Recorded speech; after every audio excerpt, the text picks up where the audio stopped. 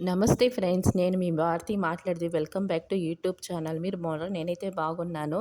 కరివేపాకు పొడి చేస్తా ఉన్నాను ఫ్రెండ్స్. సింపుల్‌గా చూడండి, ఒక ప్యాన్ పెట్టుకొని ప్యాన్‌లో ఒక స్పూను జీలకర్ర, ఒక స్పూన్ ఆవాలు, సగం స్పూను మెంతులు, ఒక స్పూను నువ్వులు, తెల్ల నువ్వులేసుకొని ఫ్రై చేసి జార్‌లో యేసుకున్న. అదే ప్యాన్‌లో ఉద్దిపప్పు ఉంది గదా! అది 3 స్పూన్లు యేసి బ్రౌన్ కలర్ వచ్చేటట్టు చూసుకోవాలి ఫ్రెండ్స్. అది గూడా జార్‌లో యేసుకున్నాను.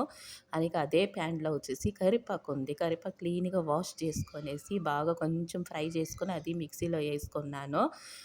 తర్వాత అదే ప్యాన్‌లో ఎండుమిరపకాయలు, కొంచెం పసుపేసుకున్నాను. జార్‌లో యేసుకున్నాను. మొత్తం ఒకేసారి గ్రైండ్ చేసుకోవాలి ఫ్రెండ్స్. విడివిడిగా యేసుకొని చేస్తే బాగుంటది కదా!